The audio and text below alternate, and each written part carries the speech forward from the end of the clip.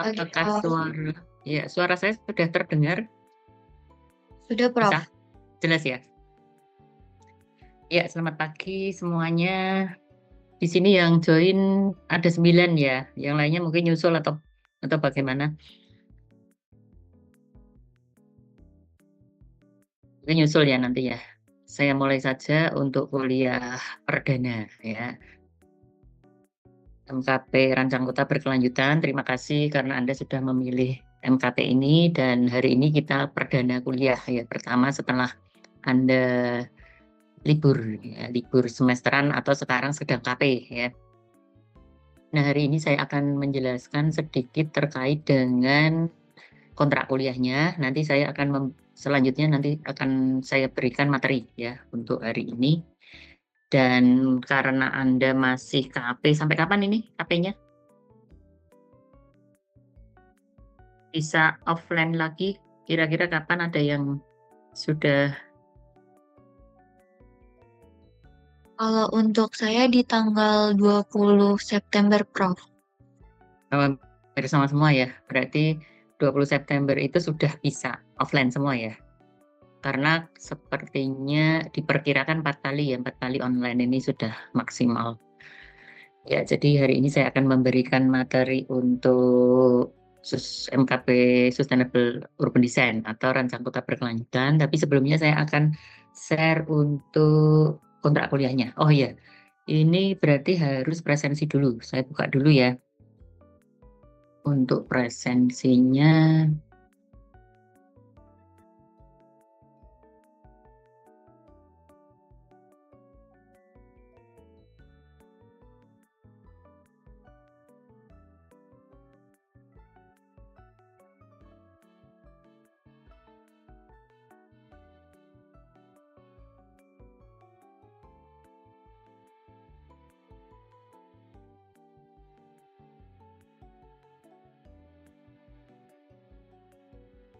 ini SSO-nya agak lambat sekali.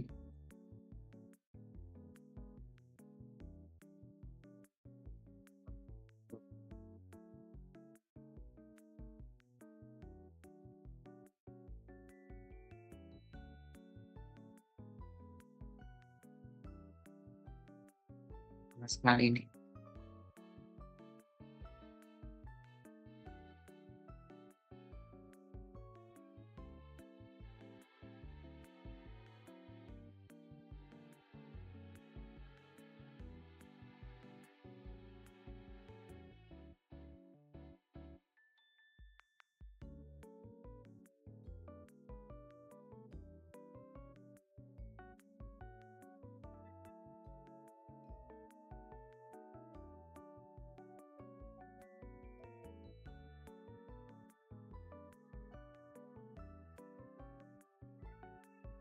Nah, ini untuk barcode presensi ya, silakan bagi yang sudah join bisa presensi.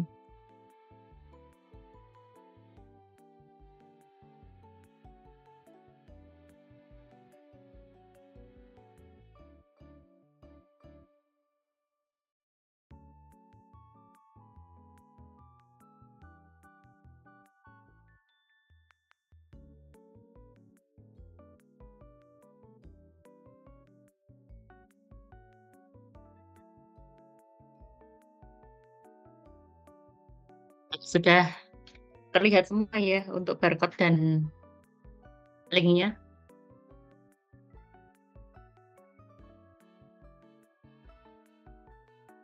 Ya, saya akan share kontrak kuliahnya.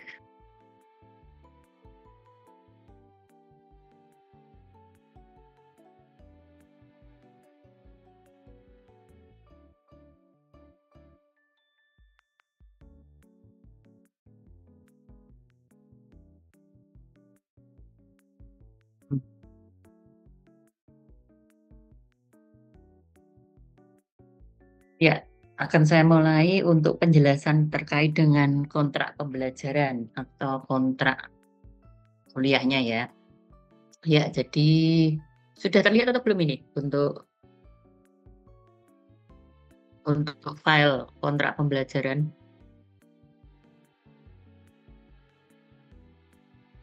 Sudah, Prof. Oh, ya.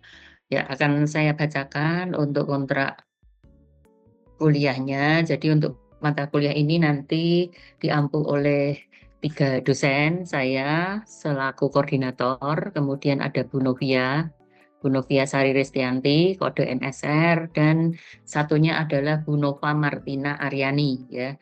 Bu Nova ini dosen PWK, tapi di kampus Pekalongan atau PSDKU ya, program studi di luar kampus Undip ya, yang di Pekalongan ya. Jadi nanti timnya ada 3 orang, saya, Bu Novia, dan Bu Nova. Ini panggilannya Bu Nova.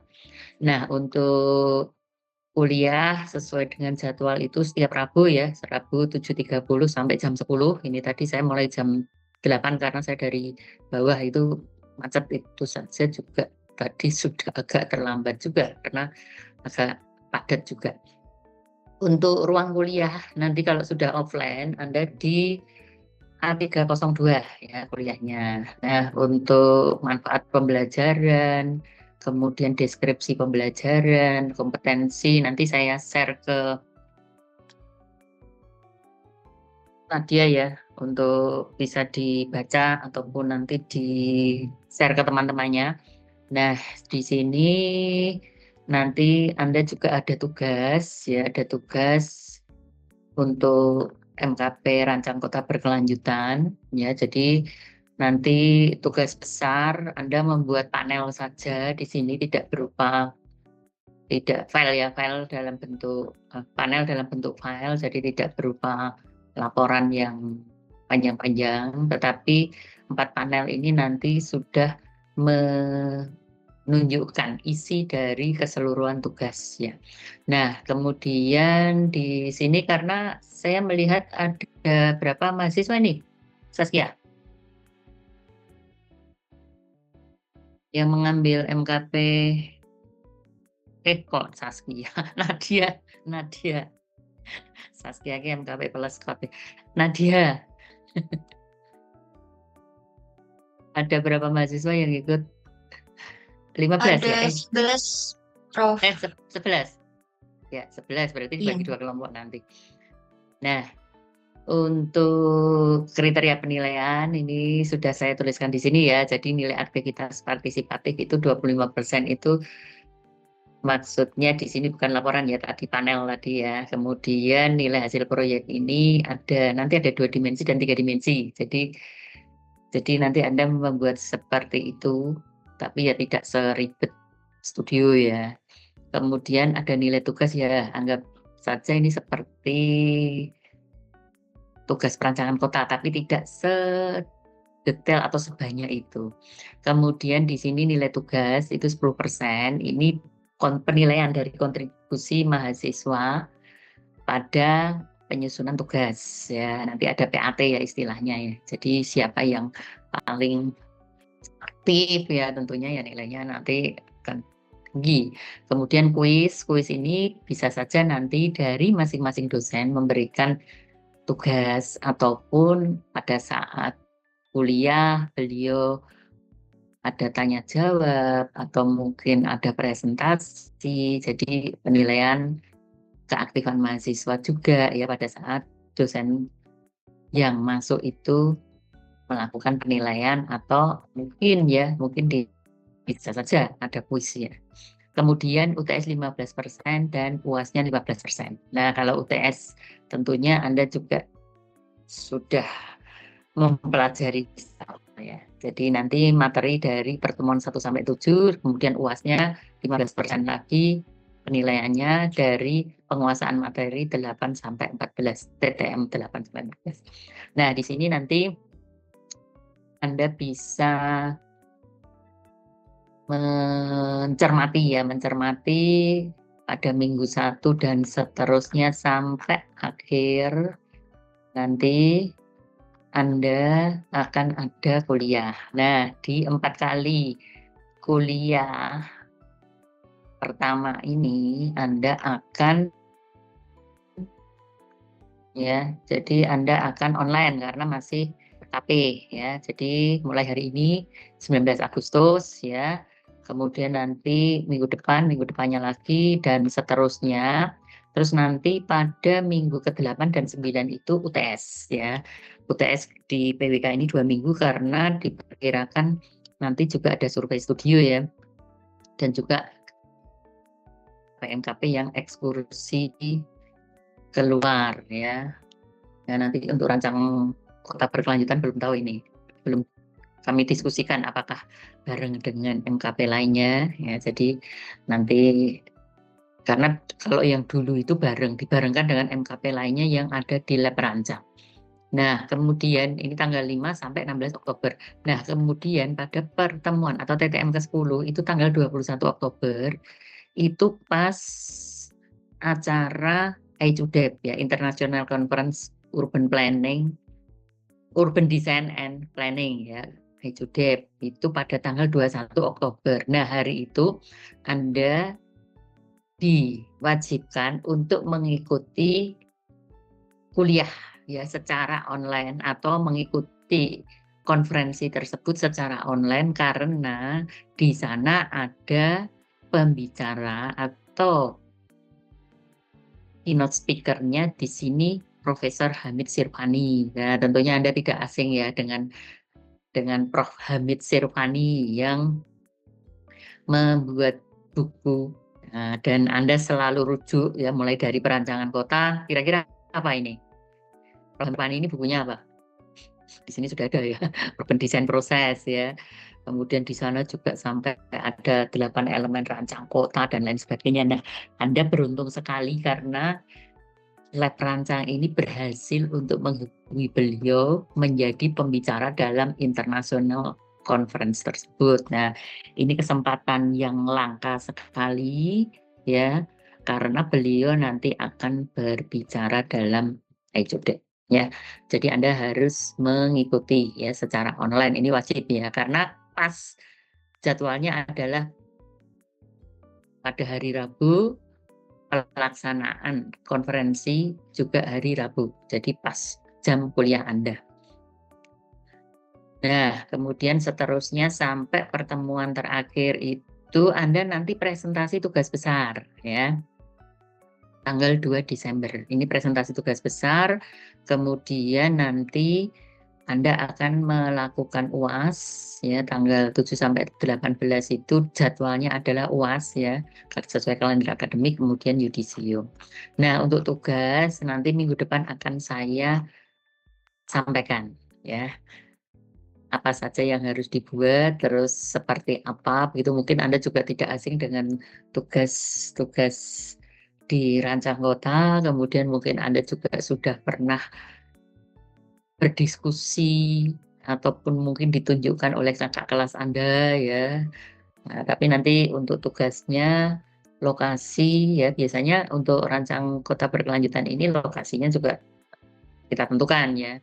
Apakah di Semarang ataukah luar Semarang ataukah lokasi studio Anda ini belum tahu kita. Nah, itulah kontrak kuliah yang bisa Anda persiapkan ya, kalau Anda misalnya, oh kuliah nanti hari Rabu tentang ini, mungkin Anda sudah membaca-baca dulu, atau kalau apa namanya, Anda mau mencari literatur ataupun mungkin dari tugas akhir Anda di sini sudah ada yang mulai menyusun ya, itu juga referensinya ada yang bisa diambil dari materi-materi ini silahkan ya. Nah, itulah kontrak kuliah. Di sini mungkin ada pertanyaan dari Anda semua yang sudah join di sini.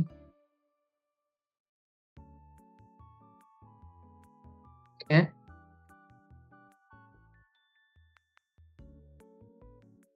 ada. Sementara tidak ada ya.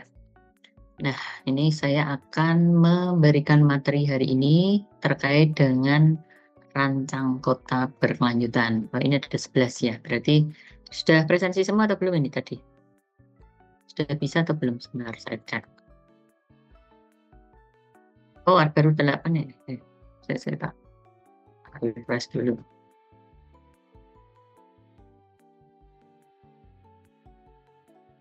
Andra belum presensi. Iya. Sama Arnoldus Viator Simamora. dan Nathan Sahran Hardi. Ya, ini belum mana ya? Terdapat kendala, Prof, tadi. Siapa ini? Harusnya Nathan? Prof. Hah? Ya. Iya betul, Iya, Prof.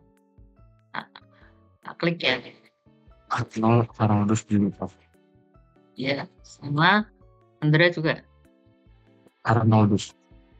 Oh iya, ya. Oke, Arnoldus ya.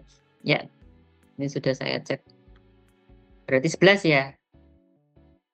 Untuk apa namanya, total semuanya. Nah, saya akan share untuk materi hari ini. Rancang kota berkelanjutan. Nah, sudah bisa terlihat di sana. Bentar, saya.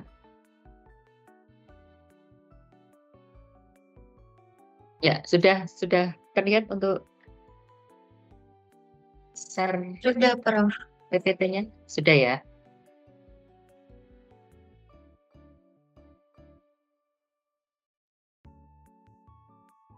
Ya.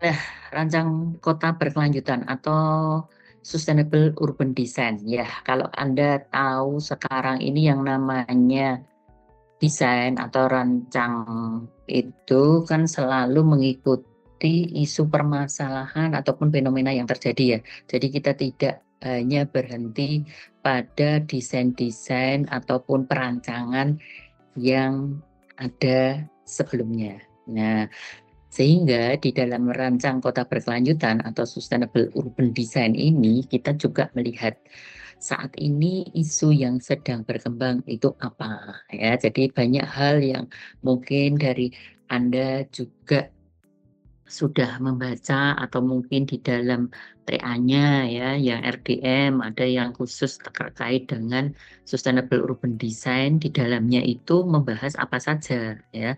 Karena yang namanya sustainable urban design itu sekarang kalau Anda melihat ya, sustainable berarti kan harus berkelanjutan di sini ya. Berkelanjutan itu seperti apa? Banyak hal yang harus dicermati dalam sustainability ya. Jadi kalau kita melihat fenomena yang terjadi terkait dengan iklim ya, sehingga muncullah yang namanya climate sensitive urban design atau urban design atau perancangan kota yang sensitif terhadap iklim.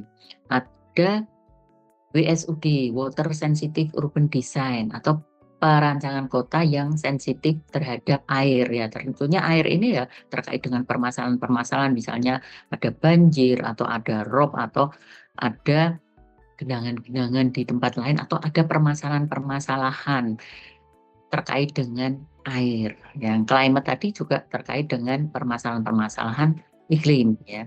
Kemudian ada biofilik ya atau yang sekarang ini terkait dengan yang green ya, green ya.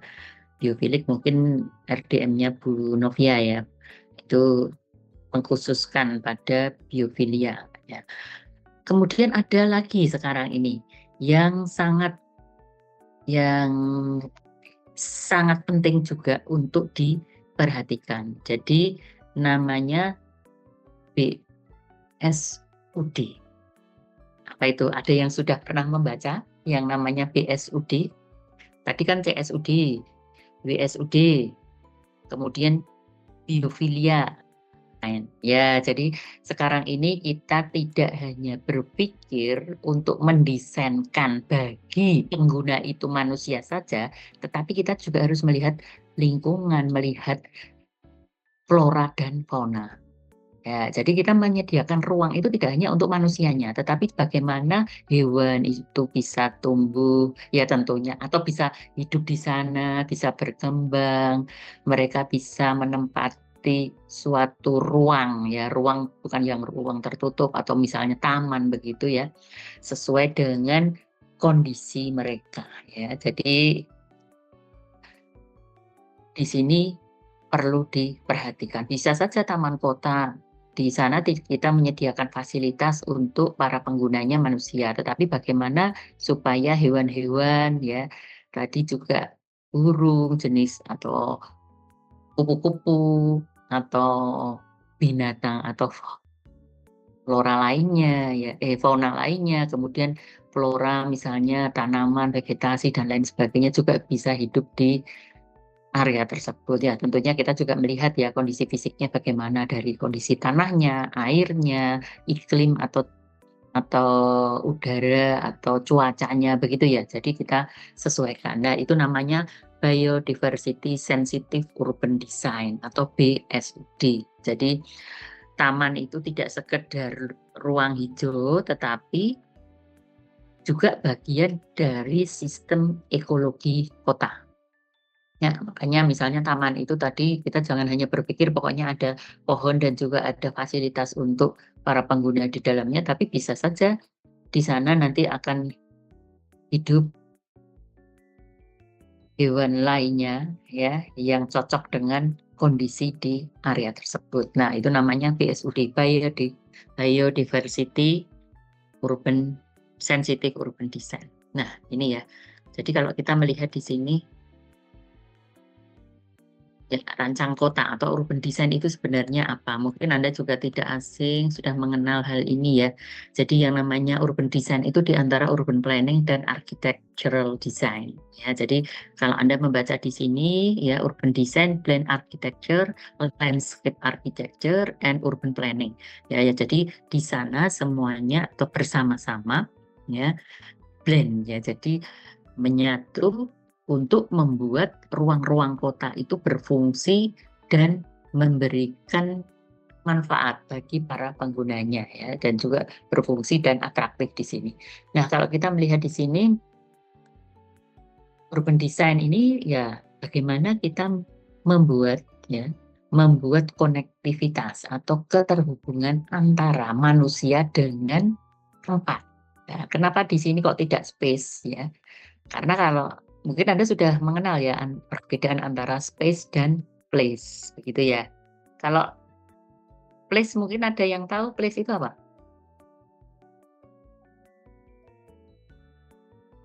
Ada yang tahu place?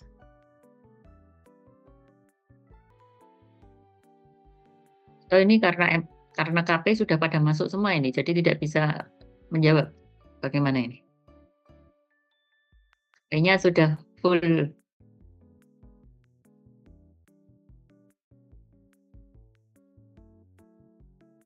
Ada yang tahu perbedaan antara place dan space?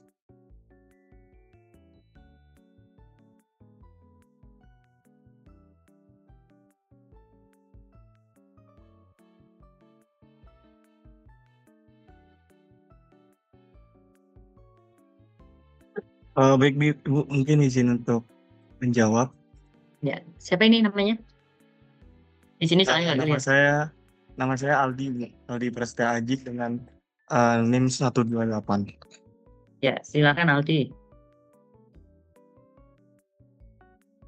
Baik Ibu, mungkin sedikit pengetahuan dari saya untuk tentang place itu merupakan tempat yang di dalamnya itu telah memiliki makna, nilai ataupun fungsi dari tempat tersebut dan pengalaman dari penggunanya sendiri, Bu. Oh ya, ya betul ya. Terima kasih ya. Jadi di sini yang namanya place itu adalah tempat yang sudah memiliki makna atau dia punya karakter tertentu begitu ya bagi para penggunanya. Makanya disebut place. Kalau space itu hanya ruangnya saja. Jadi place itu ruang yang sudah memiliki makna, memiliki arti dan ada karakteristik tertentu bagi para penggunanya. Kalau space hanya ruang saja. Nah, di sini yang namanya urban design juga bagaimana menghubungkan antara manusia atau pengguna tadi dengan tempat yang sudah memiliki makna. Nah, makanya Anda mengenal ya yang disebut dengan sense of place ya. Jadi suatu tempat yang memiliki rasa atau rasa ruang ya bagi para penggunanya. Jadi para pengguna ini memiliki rasa tertentu terhadap ruang tersebutnya. Makanya kalau Anda sebagai urban designer nantinya ya misalnya walaupun di sini kuliahnya di PWK ya, tapi ada juga yang kemudian karena tertarik dengan urban design ya, itu juga kalau kita merancang suatu ruang itu tidak sekedar kita membagi atau menunjukkan secara fisik ruang tadi bagus atau baik ya, tetapi bagaimana memberikan kenyamanan bagi pengguna, kemudian pengguna tadi memiliki rasa ya, rasa atau ada ikatan yang kuat dengan ruang tersebut ya, supaya mereka itu akan berlama-lama tinggal ataupun mereka itu akan nyaman berada di tempat tersebut. Nah, di sini kalau Anda membaca bagaimana placemaking-nya, bagaimana lingkungannya ya. Jadi di sini secara sosial juga bisa mengikatkan para pengguna tadi, bisa bertemu, bisa berinteraksi, bisa melakukan aktivitas bersama ya. Jadi di sini yang namanya urban design. Nah, sustainable urban design itu apa? Nah, kalau sustainable urban design seperti tadi saya sampaikan sejak awal ya. Jadi bagaimana kita melihat isu fenomena yang terjadi saat ini sehingga yang namanya urban design itu tidak sekedar berhenti pada hal-hal ya, hal-hal yang lalu-lalu kita hanya mendesain seperti itu tanpa ada pengaruh dari luar. Nah, di sini yang namanya sustainable bagaimana kita mengantisipasi dari jadi tadi dengan desain-desain yang nantinya akan berkelanjutan. Nah, di sini Anda mungkin tidak asing juga dengan bagaimana membuat suatu kota itu kompak. Nah, kemudian kabel, kemudian ada yang disebut TOD ya, TOD yang nantinya juga dibuat atau dibangun tetap memperhatikan keberlanjutan. Kemudian ada healthy city ya, mungkin Anda juga tidak asing dengan Jan Gehl ya, Prof. Jan Gehl itu pada ICUDEP ketiga lab rancang bisa menghubungi beliau untuk menjadi pembicara. Beliau ini juga menulis buku yang namanya Cities of People. Jadi kota itu sebenarnya dibangun tetap harus memperhatikan manusianya. Jadi di sana di dalam bukunya itu ada healthy city, ada safety city dan lain sebagainya, likeable city begitu ya. Kalau Anda ingin membaca bukunya ada itu ya. Jadi Anda bisa browsing ya. Nah, yang namanya urban design ini harus melihat pada 3 aspek tersebut ya. Aspek fisik atau lingkungannya, aspek ekonomi dan sosial budaya. Nah, disinilah nanti kita bisa mendesain kota yang sustainable karena 3 aspek tersebut masuk di dalam perancangan.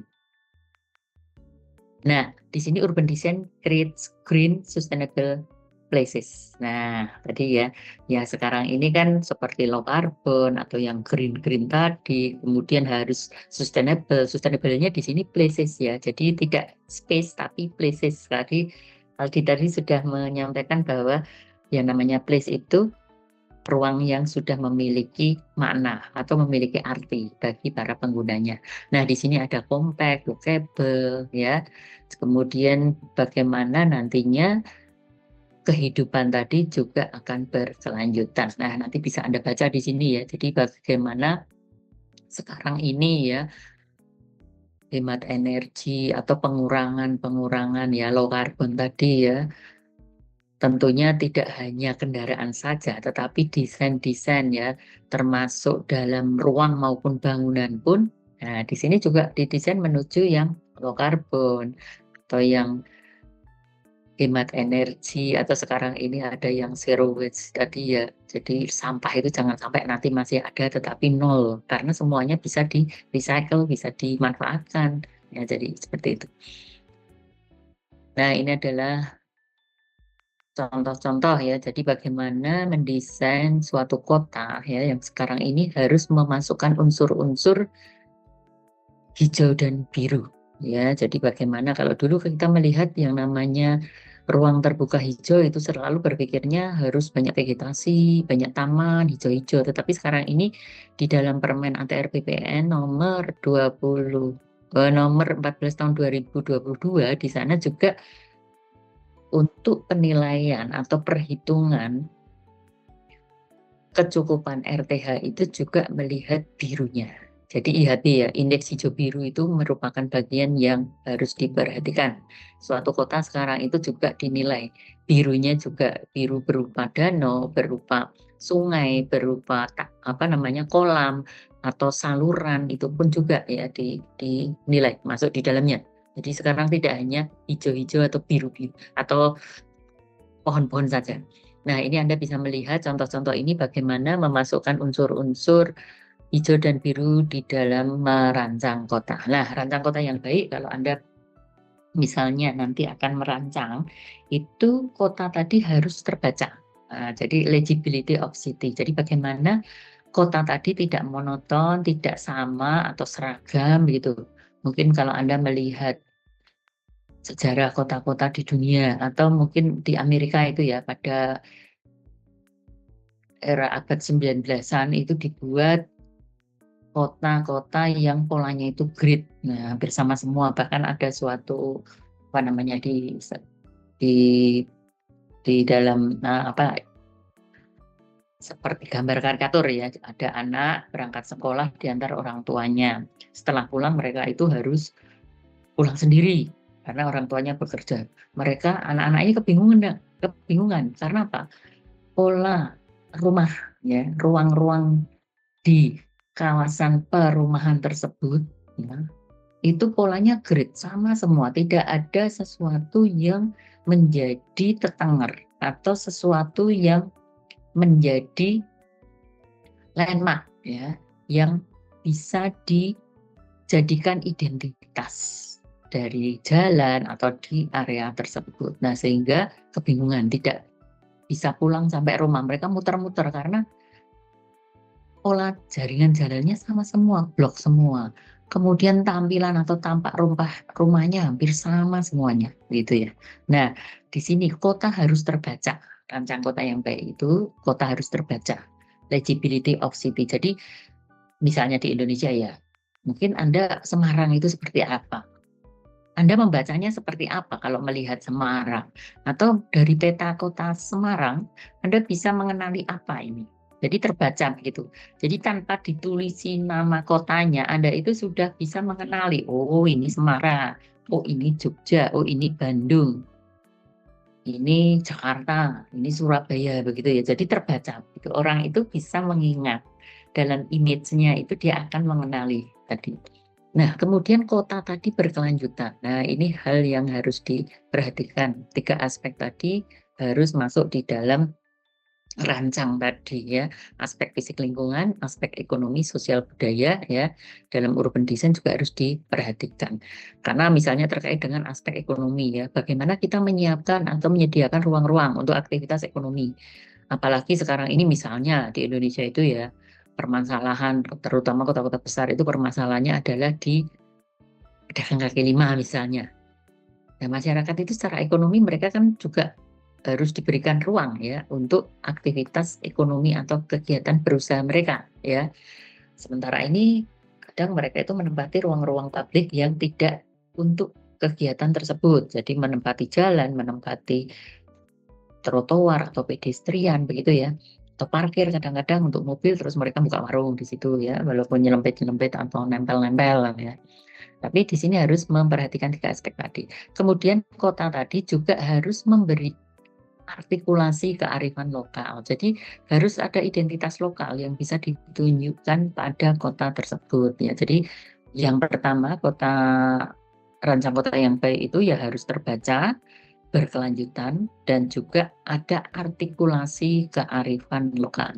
Apalagi Indonesia ya, kita melihat kaya dengan budaya dari Sabang sampai Merauke. Ada ciri khas tertentu setiap kota tadi yang menunjukkan identitas lokalnya.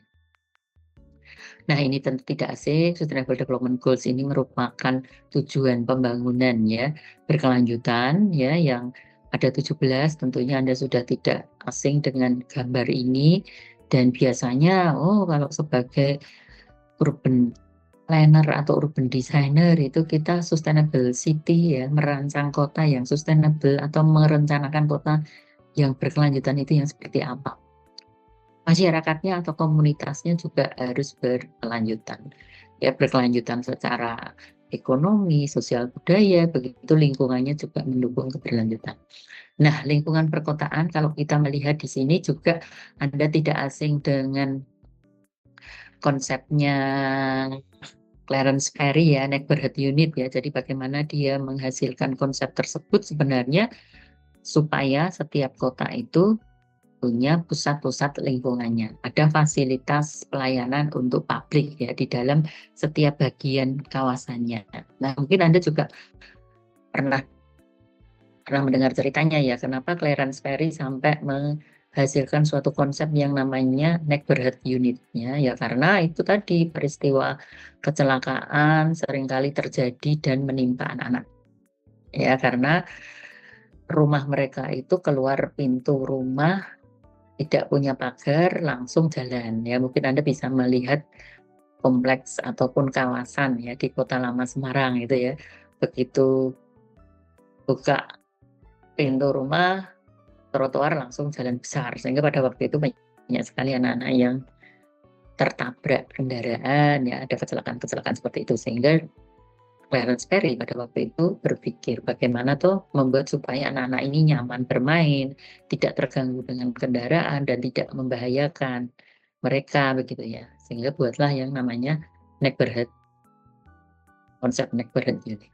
Nah, kemudian aksesibilitas, kelengkapan fasilitas ini juga pada pusat-pusat lingkungan tadi harus juga bisa dihadirkan atau bisa dirancang pada setiap lingkungan.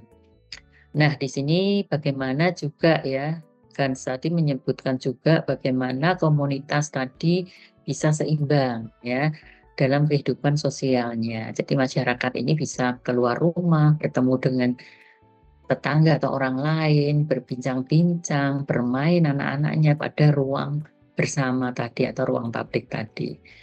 Nah, ini hal-hal yang bisa Anda perhatikan ya. Makanya dulu pada saat perencanaan tapaan Anda diminta untuk membuat permukiman itu atau lingkungan perumahan itu ada pusat-pusat lingkungan. Nah, apalagi ya seperti tadi saya sampaikan di Permen ATR BPN nomor 14 tahun 2022 yang namanya taman itu mulai dari skala terkecilnya adalah RT itu seharusnya sudah disediakan. Kalau Anda melihat sekarang ini memang sangat padat sekali ya, apalagi di perkotaan, di kota ya. Itu tanah sudah habis ya, digunakan untuk rumah semua. Nah, yang ideal seharusnya sesuai dengan Permen ATR BPN tadi ya, itu dari taman itu mulai tingkat RT.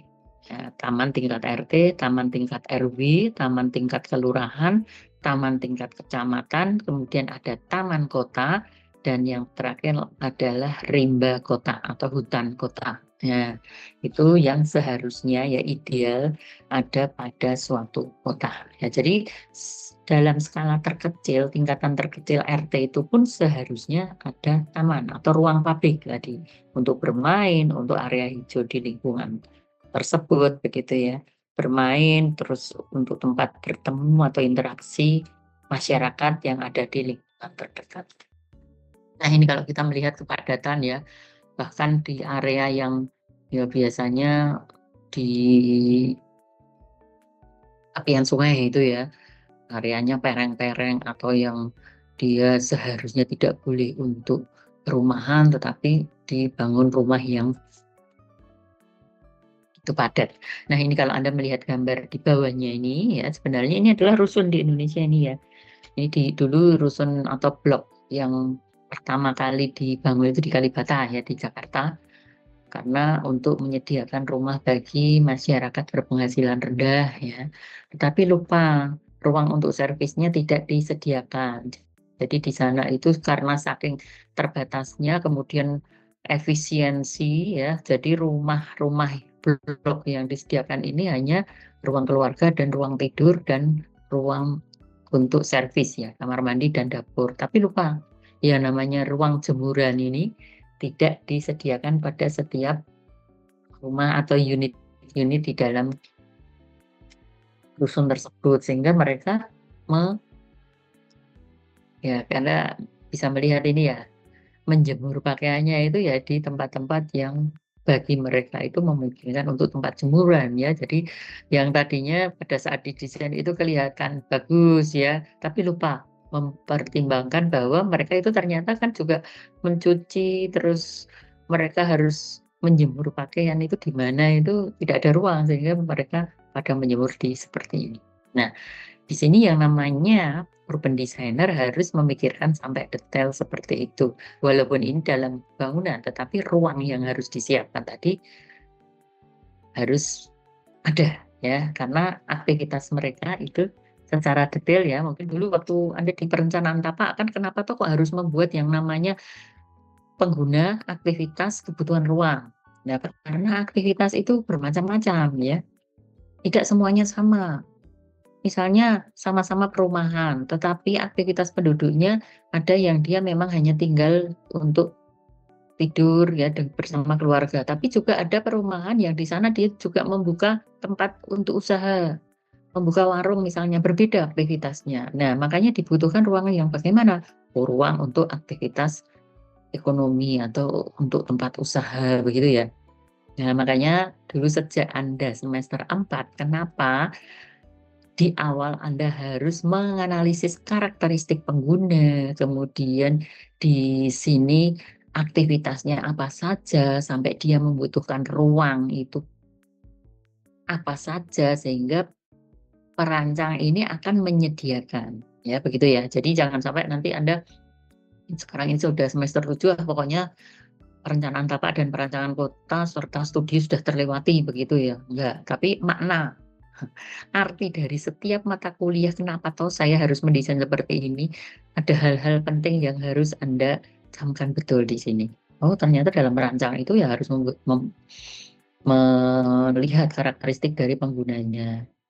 Kenapa toh pedestrian kok harus ada guiding block, ya, guiding block untuk orang yang memiliki keterbatasan penglihatan ya, tunanetra ya. Itu karena apa?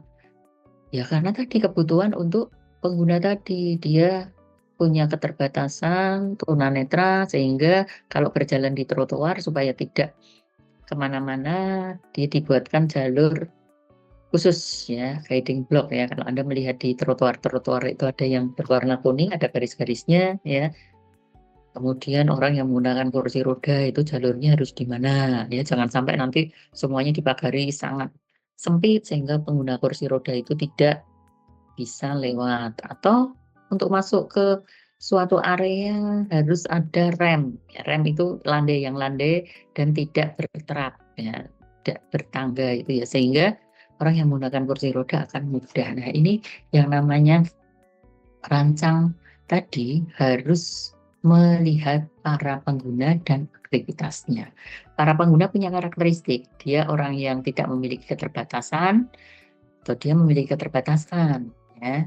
Misalnya lansia pun juga ada keterbatasan. Mungkin Anda ingat dulu waktu di Tekkom ya, Tekkom saya menunjukkan ada taman dengan tema-tema yang berbeda. Saya tunjukkan di sini ada taman lansia waktu itu ya. Tentunya orang akan berpikir bahwa taman tersebut adalah untuk lansia. Nah, fasilitas yang disediakan di sana itu yang seperti apa? Tentunya akan berbeda dengan orang-orang muda atau orang dewasa lainnya yang bukan lansia. Ada taman bermain anak-anak, tentunya akan berbeda dengan yang lansia tadi fasilitasnya. Ada taman untuk binatang peliharaan pada waktu itu, pet park ya, saya tunjukkan. Ada taman film. Nah, berbeda lagi ya. Jadi sesuai dengan aktivitasnya apa, sehingga kita akan merancang sesuai dengan kebutuhan mereka. Kemudian di sini karena sustainable ya berkelanjutan, jangan sampai kita merancang atau mendesain hanya untuk saat ini atau untuk kondisi yang saat ini saja. Kita harus mempertimbangkan fenomena yang terjadi atau keberlanjutannya nanti seperti apa dengan perubahan-perubahan seperti ini ya. Nah, ada sustainability, ada desain dan ada sustainability design. Nah, di sini Anda bisa membaca ya. Kalau keberlanjutan atau sustainability tadi kan sudah digaungkan ya dengan adanya SDGs ya, Sustainable Development Goals, macam-macam yang harus dicapai itu tujuannya. Nah, di sini juga bagaimana kita juga memikirkan masa depan dunia ini.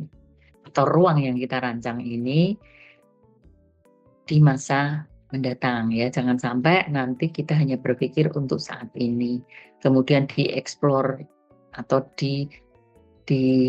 eksploitasi akan habis semuanya, sumber dayanya habis, anak cucu sudah tidak, istilahnya kalau bahasa Jawa itu kumaran, tidak ada sisa ya, sudah dihabiskan sekarang ya. Jadi jangan sampai untuk memenuhi kebutuhan masa kini kemudian mengorbankan kemampuan generasi mendatang ya. Inilah yang disebut dengan bagaimana lingkungan dan pembangunan tadi harus bisa memenuhi kebutuhan masa kini tapi tidak mengorbankan kemampuan generasi mendatang untuk memenuhi kebutuhannya. Desain ya, tentunya Anda tidak asing karena Anda sudah semester 5 mendapatkan rancang kota atau urban design, semester 6 Anda mendapatkan studio kemarin ya.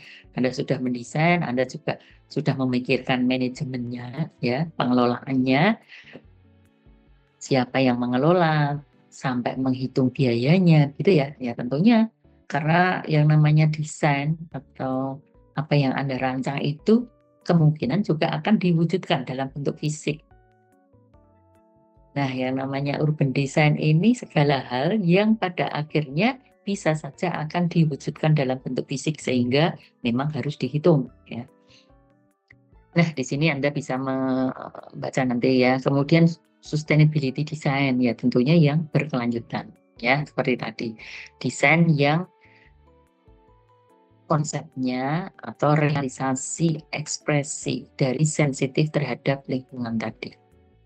Makanya ada climate sensitive urban design, water sensitive urban design, ada biodiversity sensitive urban design ya. Jadi nanti mungkin Anda akan ini menjadi sesuatu ya, sesuatu yang selalu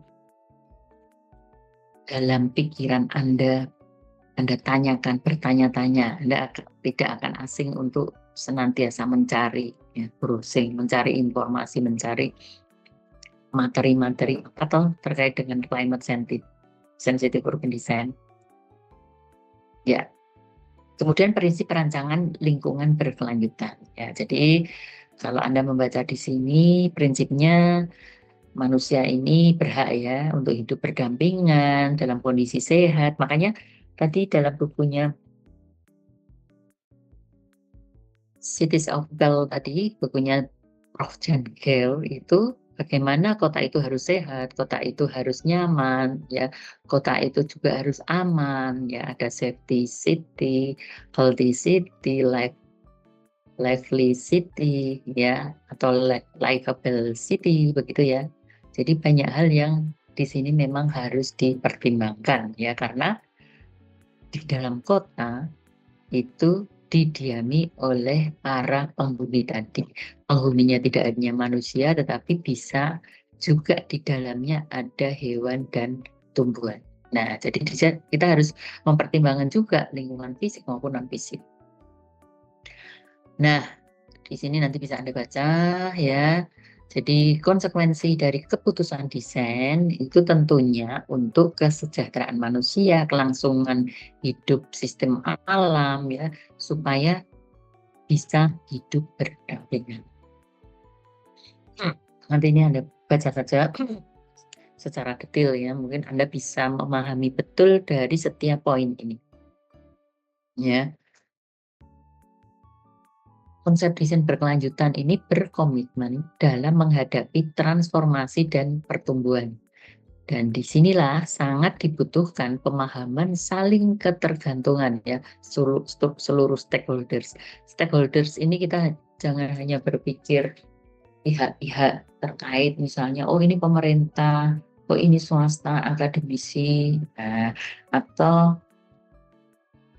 organisasi lainnya ya, NGO misalnya. Tapi kita juga harus berpikir bahwa stakeholder itu juga termasuk masyarakatnya di sini ya. Masyarakat yang ada di dalamnya. Tentunya yang namanya stakeholder ini mereka juga dimasukkan ya. Mungkin Anda juga tidak lupa pada saat studi perencanaan terutama karena pada waktu itu saya ikut yang angkatan sebelumnya, atau Anda sudah ikut kuliah? Masih ikut atau tidak ya? Anda kan melakukan FGD ya. FGD itu kan stakeholder-nya kan juga selain dari pemerintah daerah, dari pihak-pihak tingkat kecamatan, kelurahan, organisasi masyarakatnya, atau masyarakatnya itu sendiri ya. Jadi di sini semuanya harus terlibat ya. Di bagaimana nantinya ketergantungan seluruh stakeholders ini dengan alam sehingga dapat beradaptasi ya. Nah, konsep desain neighborhood unit seperti tadi saya sampaikan di awal. Ya, jadi bagaimana dalam setiap lingkungan tadi ada ruang-ruang publik ya. Jadi di sini memang untuk memenuhi kebutuhan sosio-psikologis penghuninya. Ya, karena di dalam ruang tadi orang bisa bertemu, bisa berinteraksi, bisa melakukan aktivitas bersama, begitu ya. Nah, yang namanya neighborhood unit ini pada waktu itu ada penurunan dari kualitas hidup masyarakat perkotaan. Sehingga perencana dan perancang ini mencoba untuk merancang kawasan perkotaan ini supaya fungsional ya. Jadi bagaimana lingkungan tadi mandiri ya, dan pada saat perkembangannya industrialisasi ini juga tidak akan terpengaruh ya, sehingga pada waktu itu muncullah yang disebut konsep neighborhood unit. Mungkin Anda juga tidak lupa ya, dulu ada yang namanya Ebenezer Howard ya, Pak Ebenezer Howard itu yang menghasilkan ada yang ingat menghasilkan konsep apa Ebenezer Howard?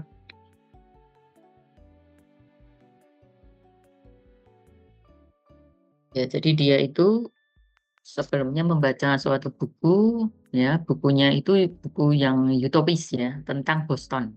Boston tahun 2000.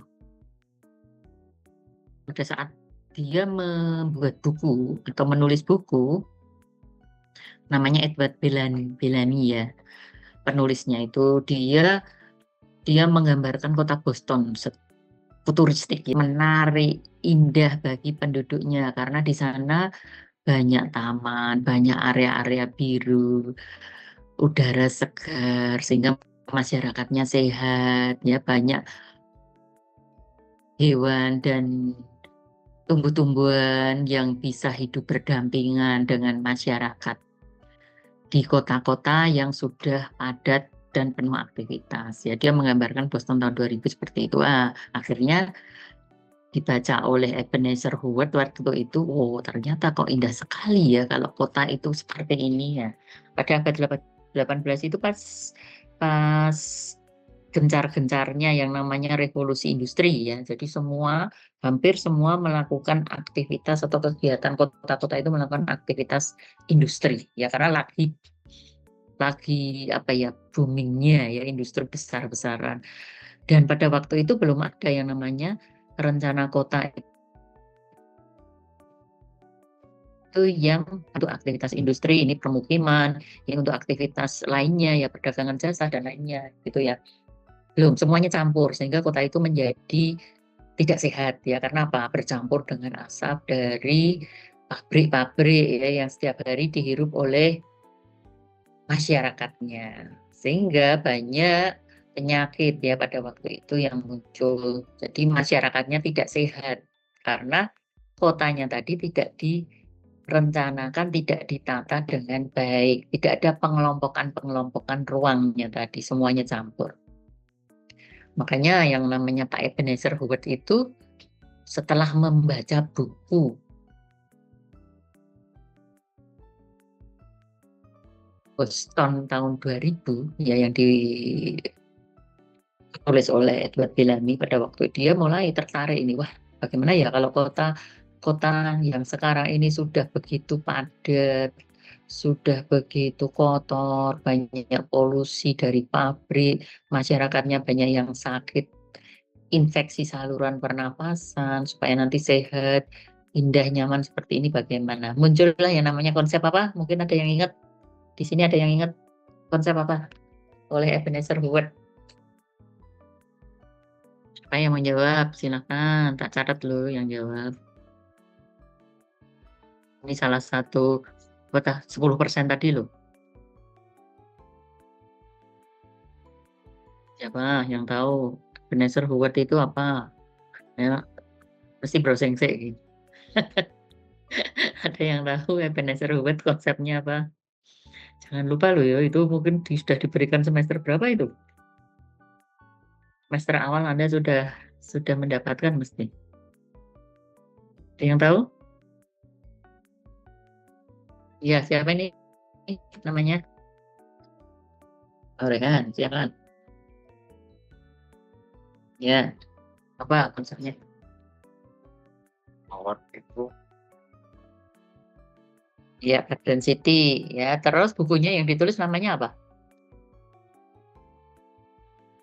Iya, Garden City of Tomorrow. Ya, betul ya, Rehan. Ya, jadi pada waktu itu karena melihatnya, Ebenezer Howard itu melihat fenomena yang terjadi saat itu. Dia resah ya, bagaimana toh masyarakat yang hidup di sini setiap hari menghirup polusi udara dari industri tadi, menyebabkan mereka banyak yang sakit ya. Muncullah ide tadi yang namanya Garden City. Jadi kota-kota taman pada waktu itu ya, sehingga pada waktu itu setelah dia membaca bukunya Edward Bellamy tentang Boston tahun 2000 ya, itu sebenarnya utopis ya, sesuatu yang diangan-angankan begitu ya. Dia membuat konsep tadi 10 tahun kemudian 1888 dia membuat buku yang namanya Garden City of Tomorrow. Dia tidak hanya berhenti atau dia tidak hanya menulis buku tetapi betul-betul menerapkan. Ada yang tahu pertama kali kota mana yang diterapkan konsep Garden City pada waktu itu? Oleh Ebenezer Howard, dia melihat wah kota ini harus segera ini diperbaiki. Ya, kira-kira kota di mana ini, di Inggris lah. Ada yang tahu?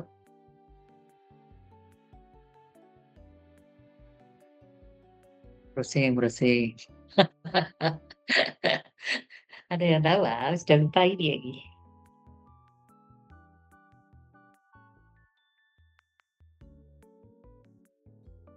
Ebenezer Howard ini diterapkan di seluruh dunia karena merupakan konsep yang memang bagus ya untuk menyelesaikan kota-kota besar yang pada waktu itu sedang terjadi revolusi industri. Nah, dia tidak berhenti pada satu kota, kemudian dia ke kota lain namanya Welwyn ya. Dia terapkan juga konsep tadi, akhirnya berhasil dan sejak saat itulah dunia ini menggunakan konsep Garden City atau kota taman ya. Di Semarang pun juga ada penerapan konsep Garden City-nya Ebenezer Howard ya oleh arsitek dan juga dia sebagai perencana kota namanya Thomas Karsten ya, sehingga kalau kita lihat kawasan candi di Kota Semarang itu kan banyak sekali tamannya ya, area hijau yang disediakan dalam lingkungan permukiman ya. Jadi dalam setiap lingkungan permukiman itu ada pusat-pusat lingkungan yang dibuatkan taman-taman tadi gitu ya. Nah, itu nyebar seluruh dunia ya. Arsitek dan juga perencana kota yang namanya Thomas Karsten itu dari Belanda itu yang dia kemudian mendesain kota-kota di Indonesia ini seperti di Bandung, Semarang, Malang, ya Jogja juga ya, banyak sekali desain dia yang menerapkan konsepnya Ebenezer Howard tadi. Jadi pusat-pusat lingkungan permukiman itu selalu ada taman untuk lingkungan. Nah, ini kalau kita melihat dari permasalahan-permasalahan yang ada saat ini ya, misalnya permukiman saja sudah penuh di bantaran sungai dan bahkan ya mereka sampai membuat ini ya, konstruksinya sampai di atas sungai. Betul ini. Membuat apa namanya? Tempat untuk toilet atau untuk BAB-nya saja langsung ke sungai ya. Ini tidak benar ya. Karena apa?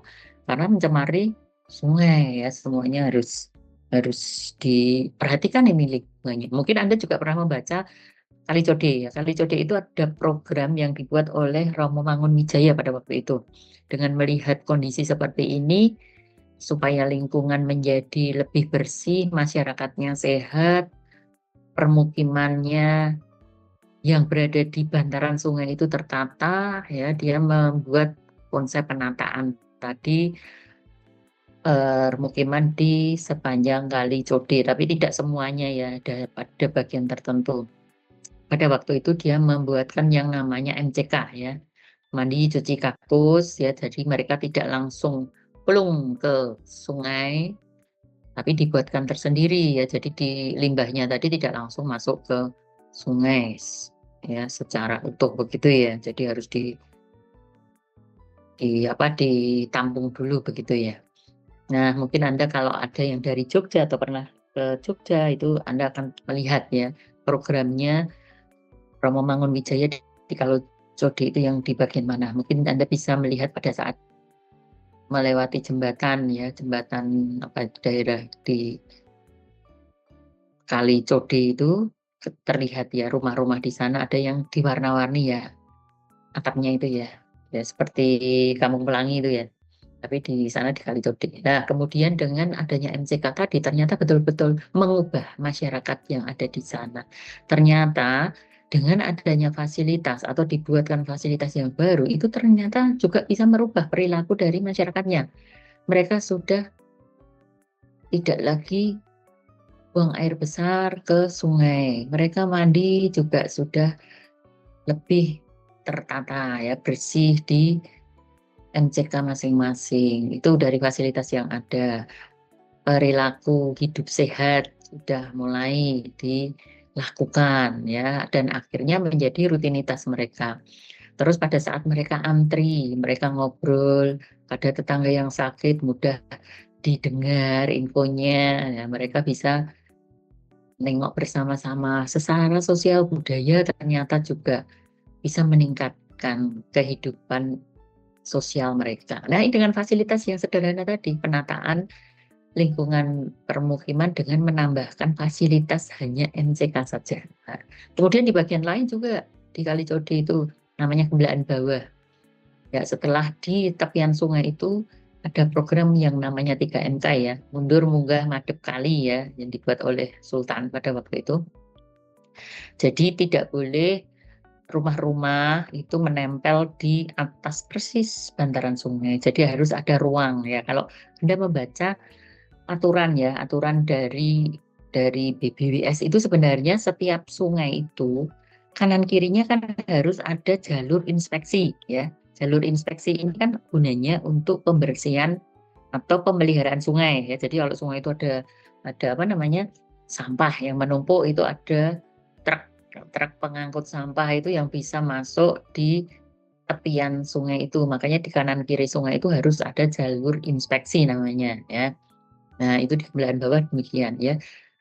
Terus di situ karena tadi konsepnya mundur, munggah, madep sungai, jadi mundur, jadi rumah-rumah yang ada di tepian sungai itu harus mundur, berarti kan ada ruang yang kosong. Nah, terus rumah-rumah yang tadinya di situ di mana ini? Nah, munggah ya. Jadi rumah-rumah yang ada di tepian sungai itu 2 lantai, itu lantai satunya dengan lantai 2 itu berbeda keluarga, tetapi aksesnya tangganya itu di luar ya. Nah, mereka rela seperti itu apa? Karena mereka tidak mau pindah di tempat lain. Mata pencarian mereka yang di sektor informal sudah terlanjur berkembang di sana ya, jualan atau jasa begitu ya.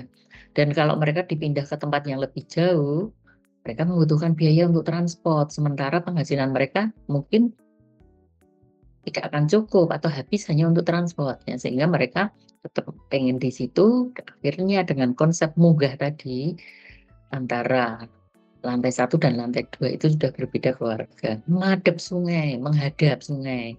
Nah, berarti sungai itu setiap hari kan menjadi bagian yang harus dilihat. Mereka kan inginnya melihat yang indah-indah, yang bersih-bersih ya. Mereka tidak lagi membuang sampah langsung dilempar ke sungai. Ya, jadi dengan konsep tadi dan penerapan konsep tersebut ya sudah direalisasikan, itu mengubah perilaku masyarakat menjadi hidup lebih sehat, lebih bersih, peduli terhadap lingkungan begitu ya. Jadi di Gembelaan Bawah ini sudah terlihat lebih rapi, tertata. Dan ini juga membuat masyarakat itu selalu kreatif. Bagaimana supaya terlihat selalu cantik, selalu indah, selalu menarik. Nah, banyak hal yang kemudian mereka lakukan ya untuk memelihara lingkungannya tadi. Nah, ini kalau Anda melihat contoh-contoh foto ini ya, itu permasalahan-permasalahan yang dihadapi. Nah, kalau yang kereta ini bukan di sini ya, ini di Vietnam ya. Jadi kalau keretanya lewat ya tenda-tenda ini langsung ditarik begitu ya. Itu kan jualannya saja juga tidak dipinggirkan karena ya memang tidak kena ya, yang nempel di rel itu kan hanya bagian tengah ya. Ya seperti itu. Kemudian perumahan liar ya di tepian rel kereta api itu sebenarnya kalau di dalam aturan PU ya di sini ada G garis sempadan rel kereta api. Ya. Itu minimal adalah 100 meter dari rel itu harus bebas dari permukiman penduduk atau kegiatan-kegiatan yang settle ya, yang menetap. Tapi karena masyarakat ini banyak sekali ya, kalau Anda lihat itu kalau ada yang naik kereta itu melihat kanan kiri kok dekat sekali, Anda melihat seperti ini anak-anak bermain saja juga dekat sekali dengan kereta ya. Nah, ini bagaimana ini Anda mendesain kawasan-kawasan yang seperti ini. Mungkin kemarin pada saat Anda yang Tegal itu ya, ada ya yang dekat dengan rel kereta. Nah, mungkin juga Anda sudah berpikir bagaimana mengatur ya permukiman di sekitarnya. Ini ya, sungai tadi ada yang seperti ini, terus kemungkinan juga longsor dan lain sebagainya ini juga potensinya besar ya. Nah, seperti ini. Nah, bagaimana juga kita memikirkan peningkatan jumlah kendaraan bermotor ya. Sebenarnya sejak awal abad 20 itu sudah terjadi ya.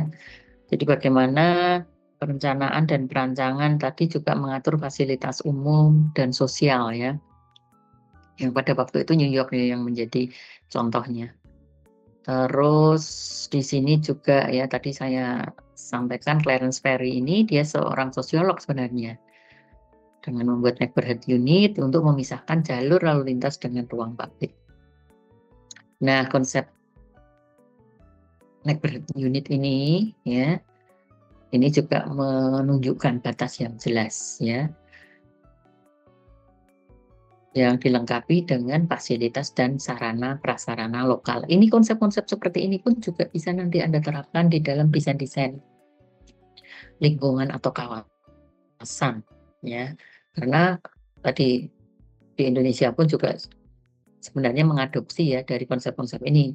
Makanya sampai ada yang namanya taman tingkat RT, RW, kelurahan, kecamatan begitu ya, karena untuk mewadai ya aktivitas masyarakat dan bagaimana meningkatkan interaksi sosial masyarakatnya. Nah, prinsip neighborhood unit mungkin Anda juga sudah tidak asing ya, dulu di perencanaan Tatma sudah banyak mendapatkan ya. Kemudian nah ini masih prinsip neighborhood unit sampai pada walkable ya. Bagaimana jalur pejalan kaki ini bisa kontinuitas, jangan sampai orang itu nanti harus kalah dengan kendaraan, dia berhenti sementara kendaraan tadi lalu lalang dengan kencangnya ya. Kalau di kita masih seperti itu ya, kita malah yang ngalah ya. Ini bagaimana membuat jalur-jalur pedestrian atau jalur untuk pejalan kaki ini ada keterhubungan atau ada kontinuitas. Jangan sampai dia terganggu dengan adanya kendaraan yang lewat atau lagi jalan atau menyeberang harus lari-lari buru-buru karena diklakson-klakson ya. Ya kalau di kita ya rata-rata seperti itu ya, kendaraan itu tidak mau mengalah dengan pejalan kaki.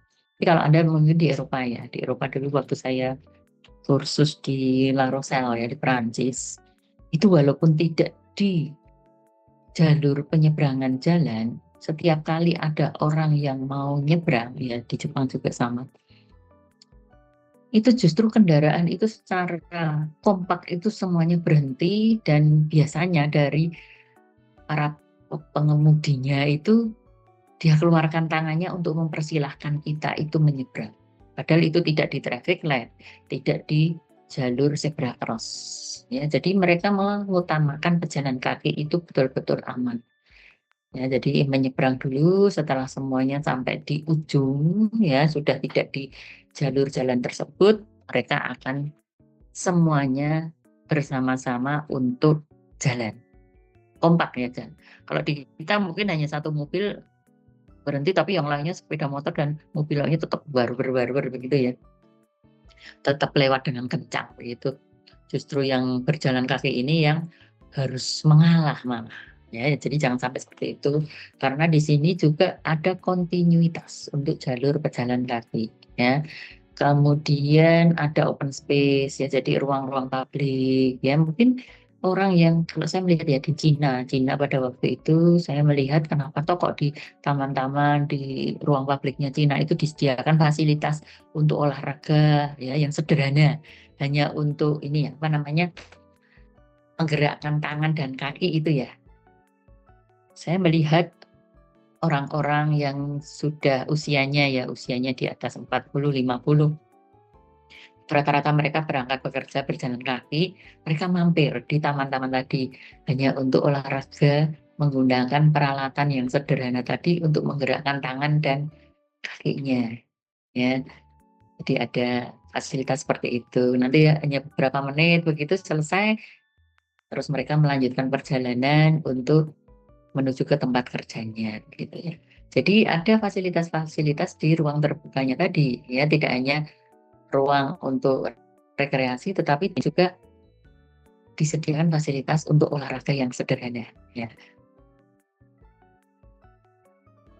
Nah, ini ada best practice yang bisa kita lihat ya. Jadi Radburn New Jersey di Amerika Serikat ini juga menunjukkan suatu konsep ya, konsep tadi bagaimana kawasan permukiman ini juga menghadirkan ruang-ruang hijau, kemudian bagaimana pedestrian yang kontinu atau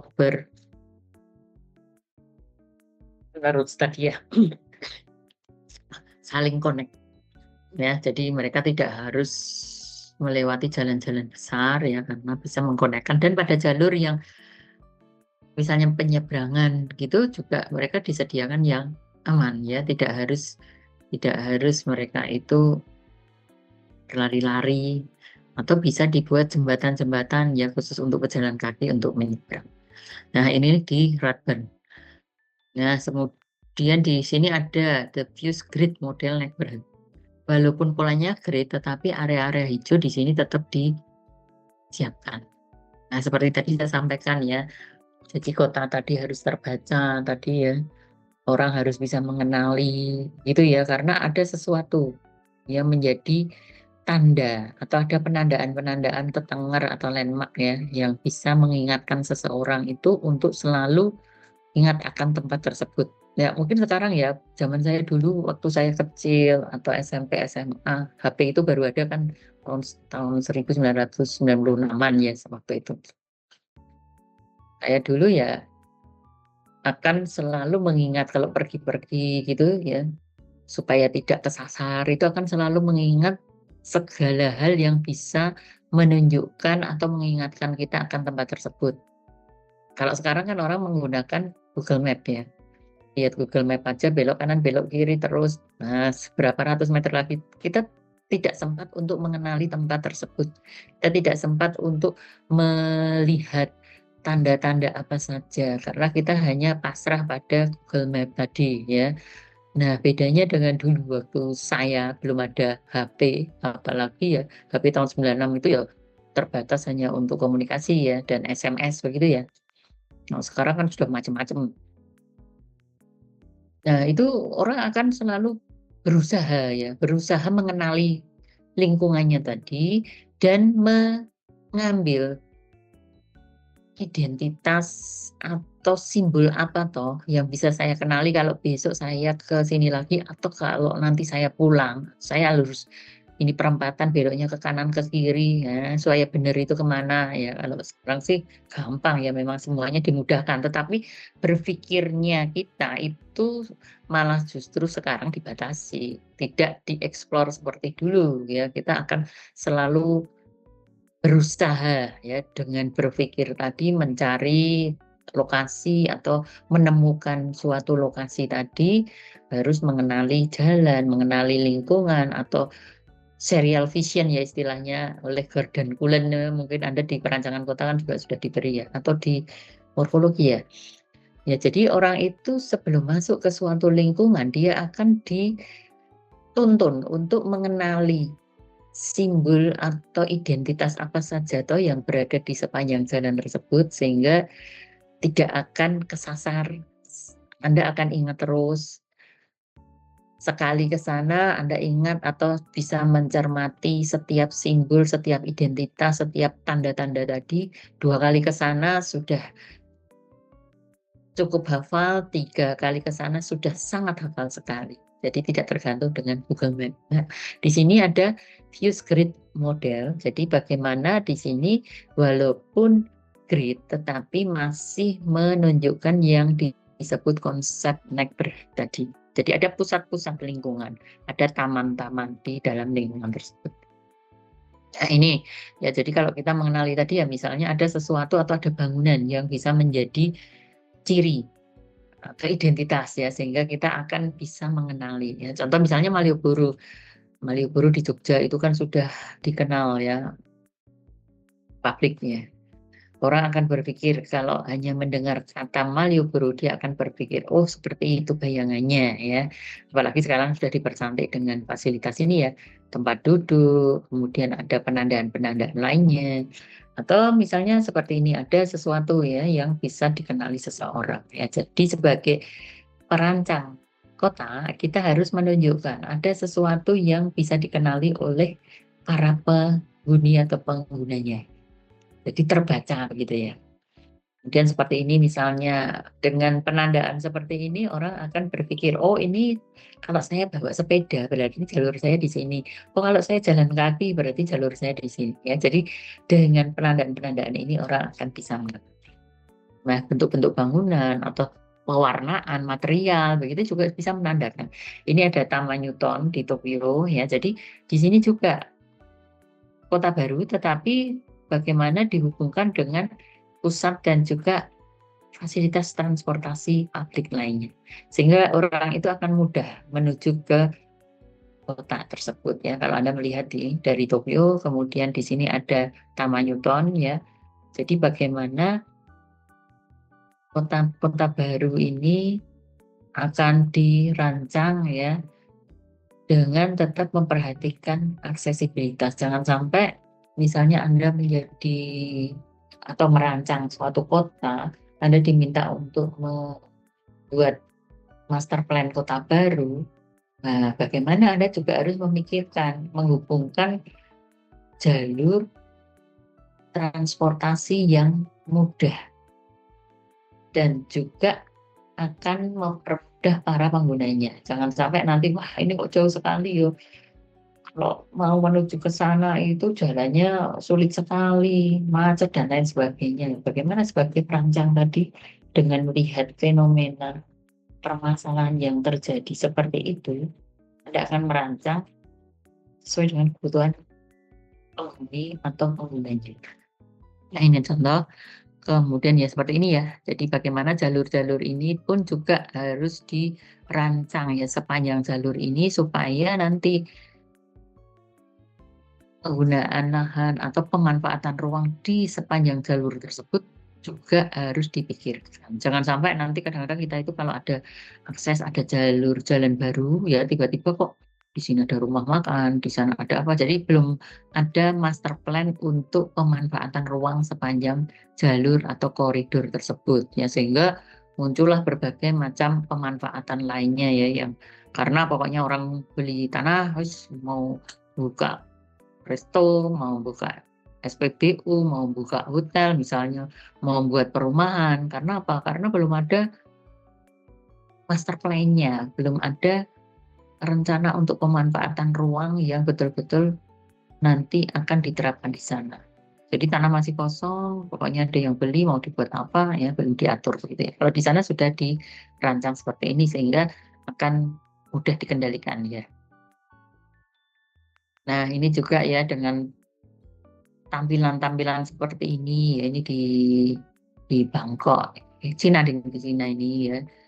Ya kalau malam itu seperti ini, tapi kalau siang ya tidak semeriah ini ya. Jadi dengan melalui lighting gitu ya atau pencahayaan itu bisa membuat kota tadi ya menjadi semarak, ramai ya. Karena apa ya? Karena ini tampilannya seperti ini. Adapun sebagai kalau misalnya merancang kota ya, bagaimana toh kota ini atau kawasan ini menjadi menarik, menjadi indah, menjadi ramai dikunjungi orang ya. Ada suatu hal yang harus dihadirkan di sana. Contoh Kota Lama Semarang itu, sebelum tahun 97 revitalisasi, kotanya itu bisa disebut sebagai kawasan yang mati ya. Karena apa? Kalau pagi sampai sore ada sebagian bangunan yang digunakan atau disewa ya untuk kantor.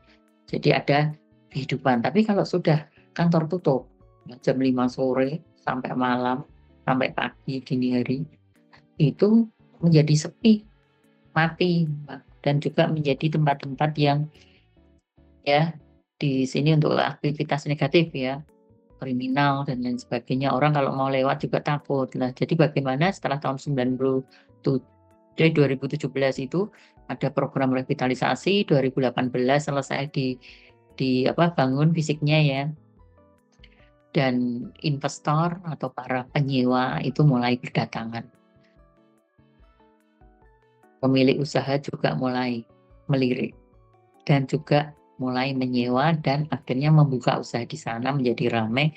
Sampai saat ini mungkin Anda kalau ke sana ya ramai ya, tidak seperti dulu sepi, gelap, takut mau lewat, takut dijamret, takut dihadang oleh para dari sisi keamanan dan dulu itu rawan. Nah ini bagaimana menghadirkan tadi bagian-bagian kawasan, ya, misalnya kawasan kalau di Semarang Kota Lama ya, Kota Lama atau kawasan lainnya di kota lain ya, misalnya Anda punya di tempat lain di kota Anda ada kawasan heritage, kawasan bersejarah tapi tidak terurus. Nah justru kawasan-kawasan ini menarik bagaimana ya untuk menghidupkan kawasan. Nah kemarin di studio ada yang Cinan dan juga Kota Lama ya di Tegal ya. Tentunya Anda juga sudah berpikir atau mungkin di sini ada atau tidak ya. Jadi dari teman-teman Anda atau mungkin di antara Anda ada yang kemarin juga ikut mendesain itu menghidupkan kawasan tadi ya. Jadi pada sore malam hari itu tetap menarik orang untuk lewat, untuk datang, untuk menikmati tempat tersebut gitu ya. Nah ini contoh-contohnya tadi. Jadi secara sustainable lingkungan tadi juga harus diperbaiki, kondisi fisiknya juga diperbaiki. Ya misalnya di situ ada bangunan, kemudian secara ekonomi juga bisa tumbuh, ya berkembang. Di masyarakat melakukan kegiatan ekonomi itu juga berkelanjutan, tidak hanya buka hanya 1 bulan terus tutup karena sepi tidak ada pembeli misalnya seperti itu. Kemudian sosial budaya juga berkelanjutan. Nah ini contohnya. Nah begini ya, jadi bagaimana ternyata ya pakai LRT begitu ya di sini. Jadi dari Jakarta sudah ya antar bagian wilayah itu bisa diakses ya. Hanya TOD tadi kan pentingnya seperti itu. Nah, kalau Anda melihat urban design ini memang tujuannya adalah membuat kehidupan semua makhluk ini lebih baik. Makanya tidak hanya manusia ya, tapi di sini juga tumbuhan, hewan begitu. Nah, urban design pun juga sebenarnya dalam lingkup region itu ada yang namanya city and town. Ya, jadi bagaimana kita tidak hanya yang namanya urban design itu tidak hanya mendesain kota atau kawasan atau bagian dari kawasan, kampung misalnya seperti itu tidak. Tetapi sebenarnya juga ada regional design. Nah, regional design itu juga berpikir bagaimana connectivity tadi ya, antar bagian wilayah tadi atau dengan wilayah lainnya. Itu kan juga harus didesain itu. Seperti tadi saya sampaikan, ada koridor jalan, ada akses jalan baru, itu harus dirancang juga pemanfaatan ruangnya. Jadi tidak hanya dipikirkan jalannya, tetapi bagaimana merancang koridor atau sepanjang jalur tadi supaya tertata dengan baik ya, sesuai dengan fungsi, sesuai dengan pemanfaatannya tadi. Ada city and town, kemudian ada district and corridor di sini ya, neighborhood ya, dalam lingkup neighborhood ya. Jadi kalau dalam distrik itu atau kawasan itu juga seperti apa. Kemudian koridor-koridor tadi bagaimana ya, tidak sekedar untuk jalur pejalan kaki atau jalur untuk kendaraan, tetapi sepanjangnya itu harus seperti apa ini dalam kota itu juga harus didesain, tidak sekedar pokoknya ada trotoar lah untuk tempat pejalan kaki, pokoknya ada jalan untuk kendaraan bermotor misalnya, tidak sekedar itu, tapi bagaimana kita juga dalam urban design itu menata serial vision tadi yang bukunya Gordon Cullen tadi ya. Jadi seseorang itu kalau mau menuju pada titik atau suatu tempat yang menjadi tujuan akhir, dia akan dipandu ya, seperti dituntun. Dia akan melihat apa gitu ya. Terus pada puncaknya dia akan melihat ini ya, ada serial vision, berpindah dari misalnya koridor atau penggal yang ini dengan serial vision yang bagaimana menuju ke penggal jalan berikutnya dengan seperti ini, karena mau menuju pada titik atau puncak dari sesuatu yang ditampilkan itu. Nah, kemudian blok ya, street and building ya, dalam lingkup kecil rumahan itu pun juga kita memikirkan seperti ini, misalnya anak-anak ini supaya bisa bermain dengan aman, nyaman itu bagaimana, atau seperti ini, ada area-area nanti untuk jualan, walaupun di sini tidak permanen ya, misalnya menyembunyikan tenda begitu ya, tapi kalau mereka sudah selesai harus dirapikan seperti itu ya. Banyak ya kalau di luar sana tuh yang namanya PKL itu memang harus patuh ya, dan juga tampilannya mereka harus rapi, harus patuh pada jam mereka harus selesai atau jam mulainya, termasuk pasar-pasar gitu ya. Jadi tidak terus mereka selesai harusnya jam 11 masih molor sampai jam 1 siang misalnya, enggak ya. Jam 11 selesai ya harus selesai semua. Kemudian ada aturan semua tenda dan lain sebagainya di sini harus rapi, harus diapakan kalau sudah selesai ya, harus digulung atau harus diambil begitu ya. Jadi nanti akan terlihat kembali lagi ya. Jadi tidak terus nempel karena males buka tutup atau bongkar pasang ya, sehingga mereka nempel terus di situ atau berdiri di situ dengan warna-warni yang berbeda-beda misalnya seperti itu. Nah, inilah yang disebut dengan rancang kota berkelanjutan. Nanti untuk materi-materi detail tentang apa rancang kota berkelanjutan itu akan diberikan di selanjutnya ya, tatap muka selanjutnya. Nah, ini adalah referensi yang bisa Anda baca dari materi PPT yang saya sampaikan. Tapi untuk referensi keseluruhan, silakan Anda browsing atau cari ya di dalam kontrak kuliah tadi yang sudah saya tunjukkan. Nanti saya share ya ke format Anda untuk di-share ke lainnya ya, ke semuanya yang mengikuti MKP ini. Nah, saya rasa untuk kuliah pertama MKP Rancang Kota Berkelanjutan hari ini akan saya akhiri ya. Sebelumnya mungkin dari Anda ada yang mau bertanya, silahkan. Udah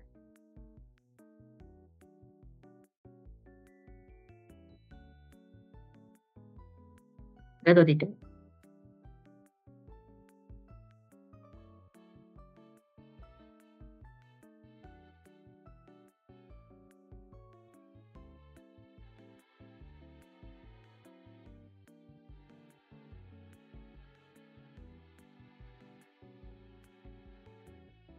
Ya, kalau tidak ada yang bertanya, saya kira untuk kuliah pada pagi hari ini saya akhiri.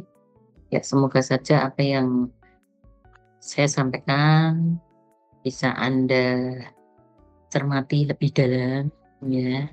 Anda baca lebih dalam supaya Anda bisa memahami yang dimaksud dengan sustainable urban design. Ya, ya ini masih awal-awal pengertian dari rancangan kota berkelanjutan itu sendiri, ya. Tapi nanti untuk materi detailnya di pertemuan-pertemuan selanjutnya. Ya, saya kira demikian untuk kuliah pada pagi hari ini. Terima kasih yang sudah join semuanya.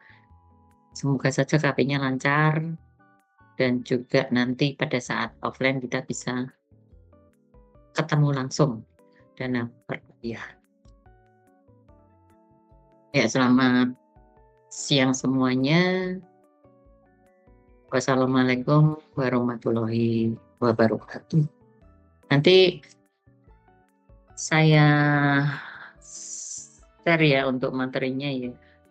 Ya, mungkin Anda juga dari referensi bisa sambil baca-baca ya apa saja yang bisa menambah pengetahuan Anda. Demikian, saya izin live. Sampai ketemu di minggu depan. Masih online ya minggu depan.